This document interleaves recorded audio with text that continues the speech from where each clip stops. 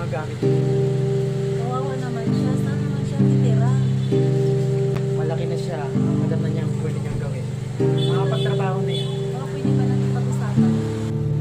Ano pang inaantay mo? Umalis ka na.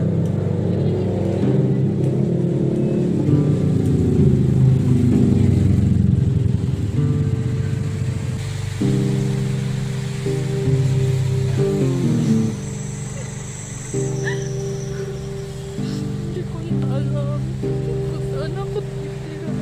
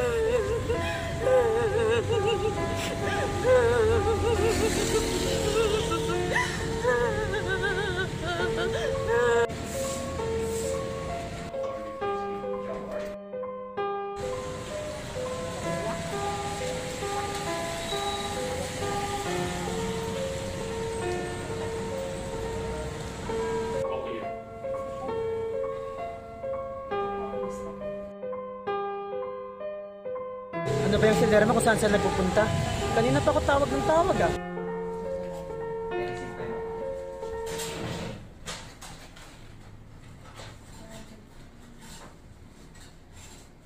Change mo 400. Sumasagot. Please, pahingi po ako pagkain. Nagugutom po ako. Alis ka muna dyan na may ginagawa ako. Pahingi pong pagkain po. Alis ka muna dyan na ang baho-baho mo eh. Alis ka muna dyan. Ano eh, may ginagawa ako. May ginagawa ako, pasensya na.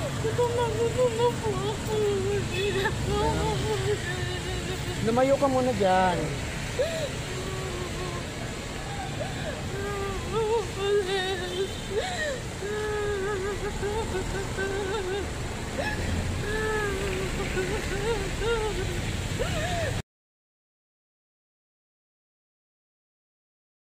Istorbo naman itong lalaking. Kailan ako mag-i-enjoy?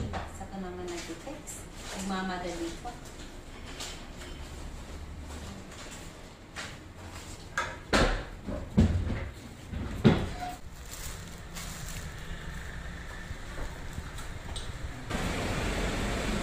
Ate, pahingi ko pagkain ko.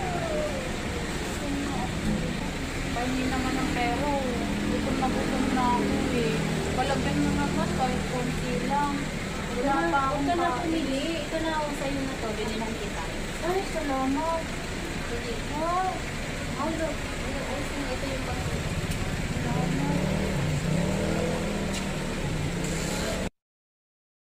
Ay, salamat sa Diyos. Sabi daw, masarap daw to. Matikman nga.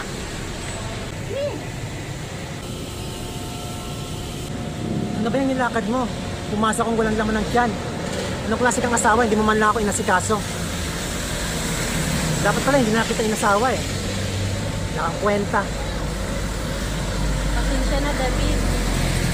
Nagano lang ako ng nagmemorienta lang ako saglit. Pasensya. Wala kang kwenta. Yan yun ako. Ano ako naman.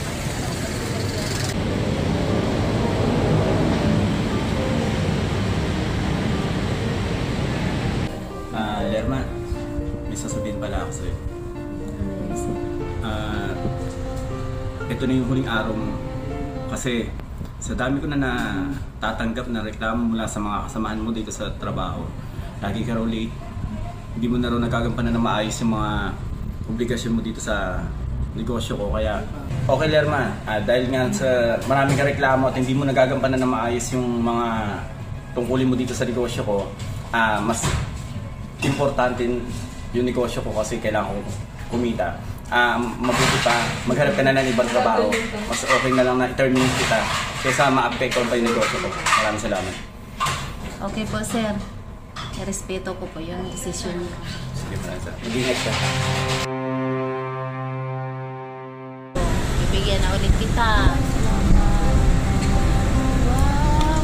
Salamat ha. Binigyan mo ako ulit nito. Napakasarap nito eh.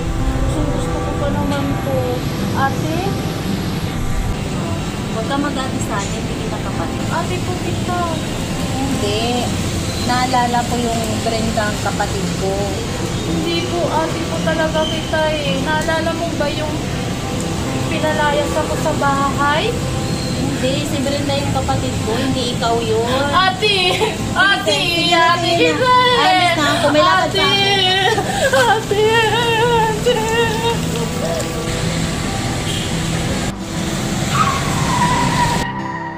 Yung asawa niya nasa gasaan. Nasaan? Doon po. Hindi po kayo dapat. Mamang pulisin po. Ano yan? Hala? Parang si Lirma. Kilala ko yan. Customer na. Parang customer ko yan eh. Ha? Customer ko yan. Si Lirma yan eh. Parang kasama ko sa trabaho yan eh. Oo. Naku. Ba't nangyari sa kanya yan? Naku, kawawa naman. Ano yan?